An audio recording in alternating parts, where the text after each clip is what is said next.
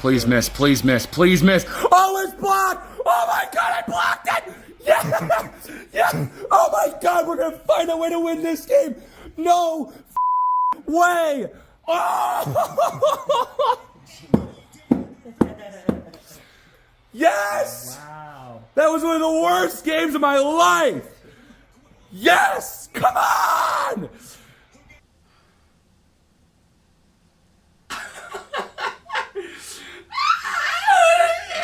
Yes! Ladies and gentlemen, I don't know how, I don't know why, but the Bears win! They win! They win in an ugly game. In a game they probably shouldn't have won. I don't know how last time they did that. That's a culture win. That's amazing. They beat the Raiders 25-24. Oh my gosh. I cannot begin to tell you how excited I am for a win like this. Man, that one feels good. So many of these types of games that end up being close, pretty ugly games, the Bears have ended up losing countless times. Oh my gosh, it's so nice to win one of these games, especially early season in a game that you really really wanted, maybe even needed to win. Guys, that was crazy. That was insane. I can't believe they won that game. They should have won that game anyways, but I can't believe they won that game. So many mistakes. Like, I'll come out and say right now, there are a lot of mistakes, a lot to improve on after this. But I'm so happy that we're sitting here enjoying a win after a game like this, and instead of constantly talking about, well, what if this one thing could have happened differently earlier in the game or whatever. It's okay. They got the win. But that was a culture win. That was critical. That was amazing. That was outstanding. That was special. What a gutsy win. Everyone had to play at their best, and even when they didn't, they found a way to perform at some point throughout the game and do their part. And look, I thought the team as a whole played very well. It was a lot of defense throughout this game, despite some struggles defensively, and it was a lot of offense in this game, despite plenty of struggles. Look, it was an inconsistent game. Defense had its moments where they couldn't stop the run. They couldn't. That was just an objective fact. Ashton Jeanty did whatever he wanted with this Bears run defense, and the nervousness that we had going into the year being proven right now. Despite Jeanty fumbling early, he rebounded, had an electric 64-yard touchdown run, had 2 receiving touchdowns on short yardage situations. He had his welcome to the NFL game. Too bad he was the only part of that offense. And he almost single-handedly won that game for the Raiders. At least from an offensive standpoint, because the Raiders pretty much only had one guy show up on defense throughout the entire game, and that was Max Crosby. Max Crosby proved to be an absolute terror throughout this game, especially in that first half, lining up against a young tackle making his first start in Theo Benedette. And this game right here shows that any doubt about Darnell Wright not being a starting caliber tackle, you gotta squash that right now, because Darnell Wright would not have let Max Crosby do whatever he wanted like he did in the first half. He might have been able to get a batted pass or 2. He could have probably still had a great first half, but he wouldn't have had the pretty much one-man wrecking crew show he had in the first half. It felt like he was absolutely everywhere, and he made that offensive line play scared, and he made the quarterback play scared. I mean, the Raiders really got 2 standout performances. Ashton Jeanty and Max Crosby. They did everything they could, and they honestly should have won this game because of what those two were able to do against weak portions of the Chicago Bears offense/defense. They come up just short. Those two should get all the credit for the Raiders today. Everyone else has got to step it up if you're the Raiders, because those two guys carried you guys to even a respectable game right there. Because let me tell you, if this is last year's Raiders team with Zamir White as their top running back, we aren't even talking about a close game right now. It doesn't matter how Max Crosby does. He could have had an absolutely great game again. Well, because the running offense was so lethal for Las Vegas, and their passing offense just could not get going because Geno Smith couldn't stop throwing picks. I don't think their offense puts up 24 points. They probably get 17. They probably get 14. So it's like, I don't know, man. I think that this is, Ashton Jeanty proved his worth big time in this game. Really helping Geno Smith out, lighten the load for him. They really relied a lot on this run game. As they should, because this run defense for Chicago is just not good. And that's the one thing that was consistent in this game. Players were inconsistent a little bit, had some nice moments, followed up with some bad moments, right? Inconsistent game for most of the Bears team. The one thing that was consistent, bad run defense, cannot get to the quarterback. Because outside of Andrew Billings blowing up the running lane 2 plays in a row, including on 4th and 1 to stuff Ashton Jeanty, which Noah Sewell promptly ended up knocking the ball out of Genty's hands, and then Kevin Byard making a big solo tackle on Jeanty to force the would-be game-winning field goal back a little bit. That was pretty much it when it came to the running defense, because outside of that, they were absolutely garbage. Ashton Jeanty, a guy who is a master at after-contact running, did whatever he wanted with that Bears running defense. Now, the consistent bad thing for the Bears offense was their running offense. Has been just very, very bad so far this season. Has been awful to begin this season. DeAndre Swift just cannot get past first contact. It's unbelievable. That guy has to go untouched for him to get any sort of significant yards. And it's really frustrating because he just runs straight into first contact and falls backwards every time, it feels like. And there were several terrible runs where he just gets stuffed at the line of scrimmage because the Raiders' D-line's good, and they blow past the offensive line with 2 young tackles, and Benedette and Ozzie Trapillo came in and made his first appearance this year. I'll talk about him in a moment. But the run offense could not get going for the Bears until the very end, where they were able to work a couple of decent runs. They weren't breaking the bank or anything, but the young guy was getting a couple carries that were pretty decent. DeAndre Swift found a little bit of a groove once DeAndre Swift cannot run in between the tackles. When they tossed it out to the side, he was able to pick up a couple more yards once he got to the edge. That was the problem. They can't run between the tackles, and they tried a lot to establish the run game. It just did not work. Swift did have the game-winning touchdown, so I will give him credit for a big third down conversion late and the touchdown run. But outside of that, DeAndre Swift was not good. The Bears' longest rush of the day was 13 yards. That's not great. That's not good at all, really. So it's something's got to change. Whether that is Kyle Monangai becomes the top back.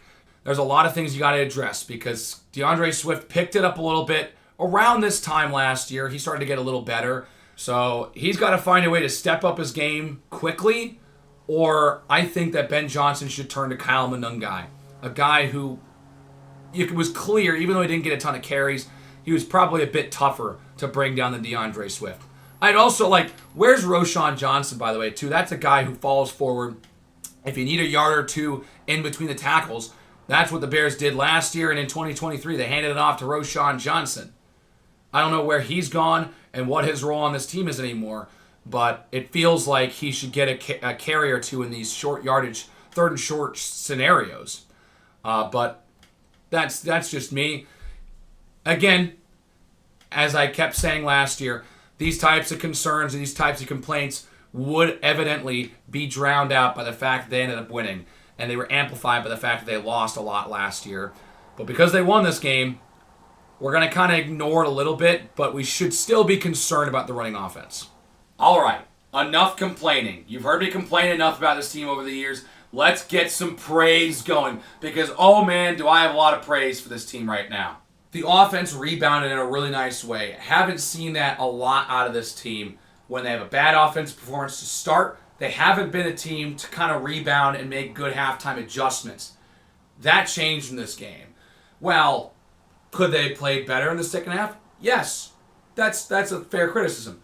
But at the same time, when you look at what the defense of the Raiders did to that Bears offense in the first half when they were backed up and hemmed deep in their own zone a ton because their offense kept turning the ball over, the Bears offense looked much better.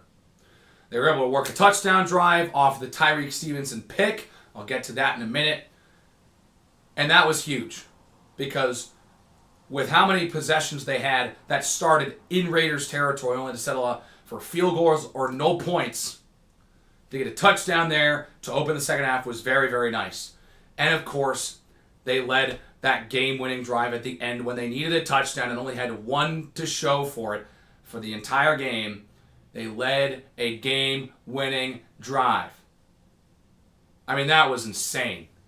I felt pretty confident. Like, I don't know what it was, but I felt pretty confident that Caleb Williams was going to find a way to get them down in the red zone at least, and they might be able to get into the end zone. Because he looked great on that final drive. I don't know what it is about Caleb Williams, but for some reason, in crunch time, he tends to show up. And I think that that's amazing. I mean, look at the tape. Caleb Williams leads his team down in crunch time. Even though he's 7-14 as a career starter right now, which is not very good. That's a 33% win percentage. He still should have a couple more wins to his name. He should have that win against Washington. He led a game-winning drive down there, only lose on a Hail Mary. He wasn't on the field for that. Wasn't on the field when he had a field goal blocked against the Green Bay Packers. He got him into field goal range. Couple of really, really amazing throws on that drive. Got into field goal range against the Detroit Lions on Thanksgiving, but his moron of a head coach couldn't decide to call a timeout after a bad sack. I don't know why he didn't. And then you look at leading an 11-point comeback against the Minnesota Vikings in about 2 minutes to tie that game, only to lose in overtime because their defense can't stop anything. And he did take a bad sack. Oh, I'll give you that one. He did take a bad sack in overtime. But, now he finally gets to lead a game-winning drive, and the defense is able to hold on. Even though they almost, let up another field goal. They held on, and they win. And Caleb Williams leads a game-winning drive to a victory. Not in a Week 18 matchup. I know it was still the Packers, and that's still going to be a game I'm going to be remembering a lot. But that season was over. This season's still in contention. This is a big game early. You're 1-2. 1-3 is not where you want to be at a bye week in Week 5. 2-2 would be very nice. And they get to 2-2. So I'm glad to see Caleb Williams come through in the clutch and it stick. Because he came through in the clutch several times only for the team to find ways to lose. Whether it be a thing that he directly did or in more cases, arguably, the team around him failed to finish. He gets the win this time. Gets a big one at that. The Bears go into the bye 2-2. The Raiders are now left scratching their head at 1-3. And they got to play next week while the Bears get a week to rest and get healthy. Rome Odunze had a nice day. Had 2 crucial catches on third down. Had a big catch on that game-winning drive with some yak involved there. And he caught the lone passing touchdown of the day, which means he's got a touchdown in all 4 games this year. He is the first Bears player to score a touchdown in each of the first 4 games of a season since Walter Payton. Sweetness did it back in 1986, almost 40 years ago. Way to go, Rome. It's his breakout season now at this point. It's underway. It's here. Rome Odunze has arrived. And I'm not going to lie, I expected him to step up a little bit this year because he's not going into the year as wide receiver 3 on the team. He's going in as arguably wide receiver 1 on a 1-2 punch with DJ Moore. And he's emerged as the Bears' top pass threat because Caleb Williams and Rome Odunze have great chemistry. It's pretty clear that they've got really good chemistry and they're finding each other every game right now. It has been every game. Rome Odunze now has 5 touchdown catches this season. He has been an animal. I love seeing it. The 2 that were drafted top 10 together in 2024, they've got great chemistry and they're providing such a spark for this offense. While DJ Moore doesn't feel like he's the top option right now for Caleb Williams. When he does get targeted, more often than not, it's getting completed. He's got really good hands. He's a sure catch when he's targeted, and it's in his hands. He's not going to drop it. He's hanging on to that thing. He's made a lot of tough catches this year. He's rebounded after a couple of scary hits he took week 1 against Minnesota. Olamide Zaccheaus has kind of taken a little bit of a role that DJ Moore took last year and the year before as a slot guy. He's more of that slot receiver now. I mean, I like it. He's open on quick, easy slants on 3rd and short scenarios. He's made a couple really big catches on 3rd downs in this game. So maybe that's a big reason why DJ Moore doesn't feel like he's getting nearly as many targets, because Zaccheaus kind of has that inside simple slant route designation now. But Zaccheaus led the team with 5 catches in this one. The big question mark that I have in the passing game is Cole Kmet. Cole Kmet was one of the few Bears that I thought had a bad game. Had 3 catches, had the longest catch of the game for just under 30 yards, but had a couple of bad moments in crucial scenarios. Had a drop right after that big catch. That probably would have led to a touchdown drive. The Bears ended up leaving field goal range on that drive, if I remember correctly. He had 2 false start penalties on he had a false start penalty on 4th and 1 that forced the Bears to punt. He also had another false start penalty in the game. He dropped 1 or 2 more passes. He had a rough game. He had a lot more targets than what we had seen from the tight ends earlier this season, which I love to see. But if the tight ends are going to continue to get targets, Cole Kmet needs to convert on more of those opportunities, unfortunately. And while I absolutely love the guy, he's a local kid, grew up loving the Bears, he's playing for them now. I'm scared that we might be reaching the end of Cole Kmet's time in Chicago. Colston Loveland out in this game, and it proved to be a pretty important absence with what Cole Kmet failed to do in this game, unfortunately. But again, it's not amplified because the Bears ended up winning. Now let's touch on defense, because man, did I love to see this secondary play. The run defense, I already blasted a little bit. I think that we need to see more from the edge rushers. We're spending a lot of money on Grady Jarrett, Montez Sweat, and Dio Odengbo. They gotta get home. I know Jarrett didn't play in this game, but he has done little to nothing throughout the first 3 weeks. Sweat has a sack, Odengbo has a sack. Those 2 need to generate more pressure. Geno Smith had a lot of time, and that honestly makes his 3 picks a little bit more embarrassing, because Geno Smith threw 3 picks with a relatively clean pocket. He wasn't pressured too much. But Kevin Byard, the defensive standout in this game, he was amazing. 2 picks in the first half, 1 in the first quarter, 1 in the second quarter, and he had 1 in the fourth quarter against Dallas. Picks in 3 straight quarters for Kevin Byard. Also had a plethora of tackles, including 1 against Ashton Jeanty very late in the game to push them a little farther back for that would-be game-winning field goal. Only downside was that Kevin Byard had a tackle that was shed by Ashton Jeanty, but I won't blame it too much on him. He played a great game, and Ashton Jeanty is a young guy. Kevin Byard's in his 10th NFL season. He's a little older. I mean, the defense should not have to make Kevin Byard make a one-on-one tackle with Ashton Jeanty. I'll say that much. Outside of that moment, Byard was phenomenal. By the way, Kevin Byard now leads all DBs in the NFL in INTs, with 3 of them through 4 weeks. Transitioning to the top corner on this team with Johnson and Gordon out, Tyreek Stevenson, after allowing a perfect passer rating against him in the first 2 weeks of the season, he has responded by allowing a passer rating of just 4.86 against him in the last 2 weeks. When I talk about a response and a rebound, that's what I'm talking about. Tyreek Stevenson had a pick in this game. He had a fumble recovery on the Jeanty fumble on 4th down.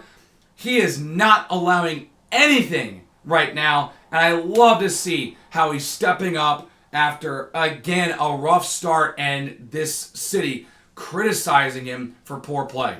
He's been targeted 12 times, has allowed just 3 catches for 6 yards, has broken up 3 passes, and of course has that INT in the forced fumble. The guy has been an animal out there. They're not throwing him to him too much now because he's playing much better. We'll see how things go when he gets Kyler Gordon back, hopefully after the bye.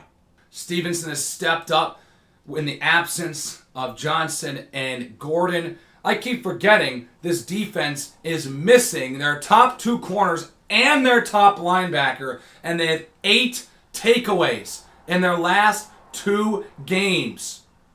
Isn't that crazy? 3 picks to Byard, 2 picks for Tremaine Edmonds, a forced fumble and an INT for Tyreek Stevenson, and then a forced fumble for Noah Sewell. I mean, that's insane.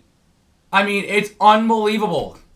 And it's really mainly 3 guys, too. Byard, Edmonds, and Stevenson providing the heat. The secondary and the linebackers are doing their job. Now imagine if the defensive line could get to the quarterback, how much better this defense would be. It's hard to believe because this defense, despite all their injuries on the defensive side of the ball, being in the linebacker room and in the secondary, especially the secondary, they're producing like this. This is insane. They picked off Dallas quarterbacks 3 times last week. They picked off Geno Smith 3 times this week. Oh my gosh, imagine when we get Kyler Gordon and Jalen Johnson back. And TJ Edwards. This defense is going to be out of their mind. You want to see the run defense improve, but that hopefully comes later down the line. Transition to special teams. We're actually going to give special teams the love they deserve here. Cairo Santos, 4 for 4 on field goals. I know they decided to punt when it was probably about a 57, 58 yarder. I don't love that. It does show that Santos does have a weak leg, but he is an accurate kicker. And all 4 of those kicks were 40 plus, 2 of them 50 plus. He's hitting them. Bears aren't in that game at all if he misses one of those. So, got to give kudos to Cairo Santos at least. Torrey Taylor, while being a decent punter, has gotten a lot of criticism, mainly because he's a drafted punter. And it's not necessarily directed towards him, it's directed towards Ryan Poles for picking him, but he did have a really, really nice punt in this game, pinning the Raiders inside the 5 at the 2-yard line. And it'd actually start at the 1-yard line because the Raiders would take a penalty on that kick, or on that punt. So, a very nice punt from Taylor. You want to see him get that thing inside the 20 and pin him deep more often with the fact that he was drafted. But you'll take one like that can help you flip the field. You hope you can do that a little bit more.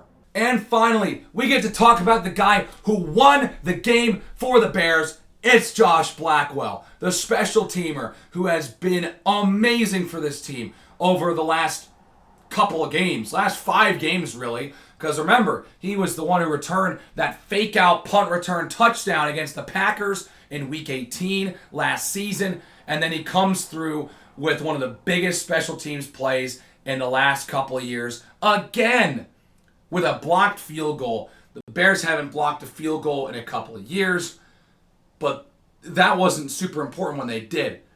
This is an important blocked kick. It's a game-deciding blocked kick. Blackwell studying and using that film to his advantage. He said in post-game that the long snapper for the Bears, Scott Daly, told him in film, the long snapper for the Raiders moves the ball right before he's about to snap. Josh Blackwell picks it up. He got close. He said he got close a couple times before the blocked kick at the end of the game, and he got a great jump and blocked that thing cleanly to continue this special teams madness going around the entire league right now. You saw the blocked kicks late in games last week. You saw a blocked punt return for a touchdown on Sunday. You saw a blocked extra point return for 2 points on Sunday night. And you see a blocked field goal for the win from Josh Blackwell. Holy cow. The Bears don't win like that. They do not. But they're going to with Ben Johnson. I have a feeling. So I watched the post-game pressers from Ben and Caleb, and I watched the locker room video after the game, which, can I say, Ben Johnson is amazing at those end of game speeches after a win. I mean, that was electric. He had me fired up. That was awesome. And that's a guy I want as my head coach. And he was great in the presser. You know, he was honest about things where they needed to improve. But again, while being very happy about how gutsy and gritty this team played to get the win and how it was a culture building win. Kevin Byard said in the locker room, this team's been built to lose these types of games, or something along those lines of what he said over the last couple of years. But not today. This was a culture building win. This was the win to help try and turn the tides so that this organization can win close games that come down to the wire that might be a little ugly, but they're going to survive and hang on as opposed to fall apart and lose. This is a defining win for this team and how this team's going to play for the rest of the year. And it's huge considering what happened week 1, how they collapsed in that game, how they've rebounded after getting blown out against Detroit, to blowing out the Cowboys, to then coming away with a gritty, hard-fought win against the Las Vegas Raiders. Love to see it. Ben Johnson was fired up. Caleb Williams was fired up. The whole team has so much energy, and it looks like they just love playing for each other. This team feels like it's got a great chemistry and great camaraderie right now. And see, it all starts at the top. This is why the Bears made the right hire at the head coaching position, because 99 times out of 100, this team loses this type of game.